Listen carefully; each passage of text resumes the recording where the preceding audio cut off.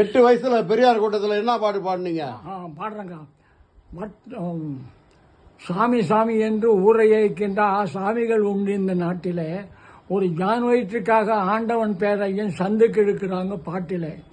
அட சாமியோ நடு சந்துக்கு இழுக்கிறாங்க பாட்டிலே. கட்டண பொண்டாட்டி தானே விட்டு விட்டு ஓடி வந்த கையால ஆகாதவனும் சாமி, கொடுத்த கடனை வாங்கிக்கிட்டு திருப்பி கொடுக்க முடியாமல் காசாயம் கட்டுறவனும் சாமி. டியா டியா டியா டியா டியா டியா இப்படி சாமி சாமி என்று ஊரை வைக்கின்ற சாமிகள் உண்டு இந்த நாட்டில். ஒரு ஜான் வயிற்றுக்காக ஆண்டவன் பேரையும் சந்துக்கு எடுக்கிறாங்க பாட்டில். 8 வயதில் இந்த பாட்டை பாடியிருக்கேன். எங்கள் ஊர் இந்த கரிகால சோழன் நாடகம் போட்டீங்கல்ல, அதை சொல்லுங்க. வற்றாது கரை புரண்டு ஓடும் ஆறுகளை உடையவர் தமிழன். இத்தகைய தென்னகத்து தீரர்கள் திந்தோல் வீரர்கள் வாளெடுத்து போர் புரிந்த நாள் முதல் வாக சூடினார்களே அன்றே வளைந்து கொடுத்தது கிடையாது. இந்த டைலாக் பேசும்போது கன்னடியரெல்லாம் கூச்சல் போட்டாங்க.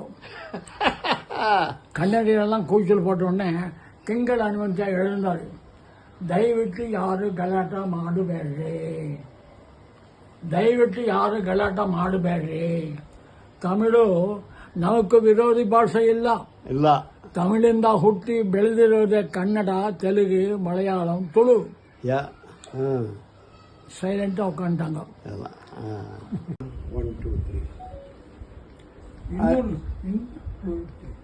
அருமை தோழர்களே, நண்பர்களே, பெரியோர்களே, தாய்மார்களே, அனைவருக்கும் வணக்கம்.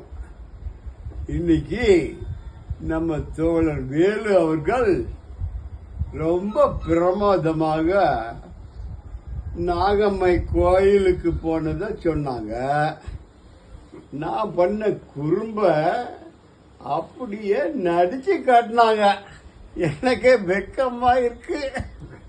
வெங்காயம் கோயிலாவது மண்ணாவது ஐயா வேலு சொன்னப்ப எனக்கே திருப்பி தாங்கல. இதெல்லாம் பண்ணித்தான் நம்ம மக்களுக்கு கடவுள் இல்லை அப்படின்னு புரிய வைக்கணும். நன்றி.